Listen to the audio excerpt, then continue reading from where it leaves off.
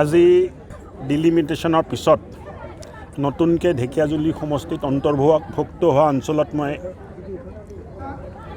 এখেতসকলক স্বাগতম জনাবলৈ ইয়াত উপস্থিত হ'লোঁ, ৰাইজৰ আশীৰ্বাদ ল'লোঁ আৰু অহা ইলেকশ্যনত ভাৰতীয় জনতা পাৰ্টীৰ প্ৰাৰ্থী ৰঞ্জিত দত্ত ডাঙৰীয়াক অসমৰ ভিতৰত আটাইতকৈ বেছি ব্যৱধানত জিকা ভাৰতীয় জনতা পাৰ্টীৰ সাংসদ হিচাপে নিৰ্বাচিত কৰাৰ আগ্ৰহ আৰু অনুৰোধ কৰিলোঁ। ৰাইজেও একমুখে ৩ নম্বৰ বাৰৰ বাবে মোদীজীক প্ৰধানমন্ত্ৰী কৰাৰ কাৰণে ভাৰতীয় জনতা পাৰ্টীৰ প্ৰাৰ্থীক বিপুল ভোটত জিকাব বুলি আশ্বাস দিলে। কি লাভ আছে? কাটা হাতত বুদ্ধিটো একো লাভ নাই।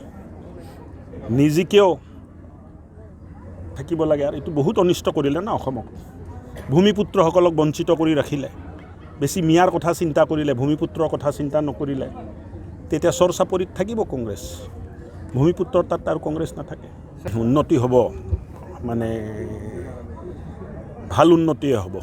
আৰু যিখিনি অঞ্চল মোৰ মানে সমষ্টিত আছিল তাত উন্নতি হৈছে, নাই হোৱা নহয়, কিন্তু এইটো নতুনকৈ মোৰ তাত আহিছে। এতিয়া মই দায়িত্ব লৈছোঁ, কাম কৰিম। আমি কাম কৰা দলে।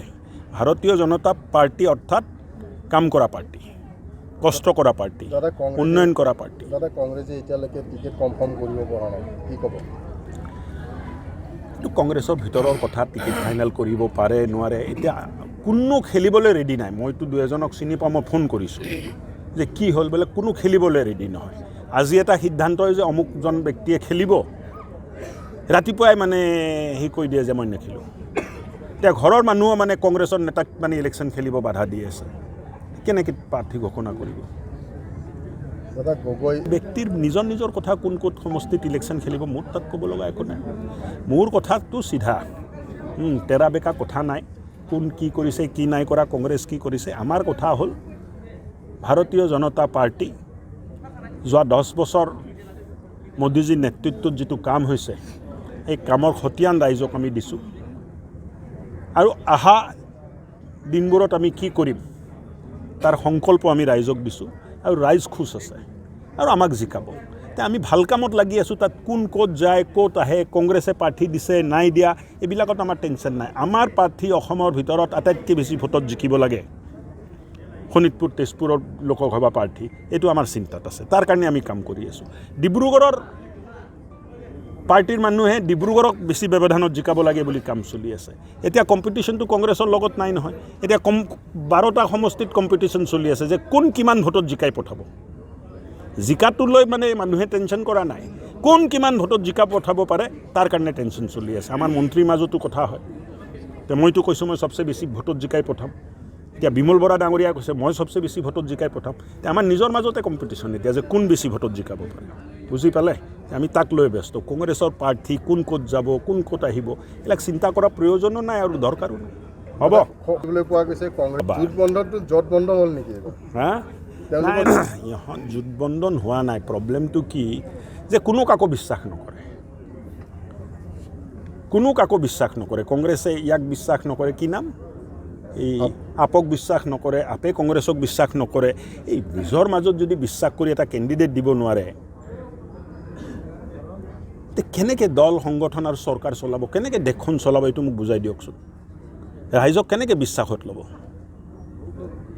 গতিকে জোটবন্ধনে হওক, একো নাই। এইটো মানে গোটবন্ধনা নাই, জোটবন্ধনো নাই। এইটো ঠগ দগাবাজবিলাকৰ বন্ধন এটা। বুজি পালে? साख्रि नागिरग्रा सुबुंफोरनि थाखाय गोजोनथाव खौरां।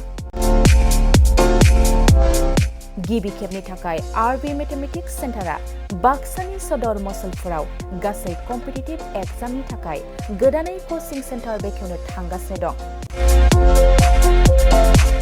जायफोर सुबुंफ्रा गोजान जायगायाव थांनानै कम्पिटिटिभ एग्जामनि थाखाय कचिं लानो हायाखैमोन, बिथांमोना बे बारनिफ्राय बे कचिंनि खाबुखौ आरबि मेथमेटिक्स सेन्टारनि जोहै मसलपुराव मोननो हासिगोन।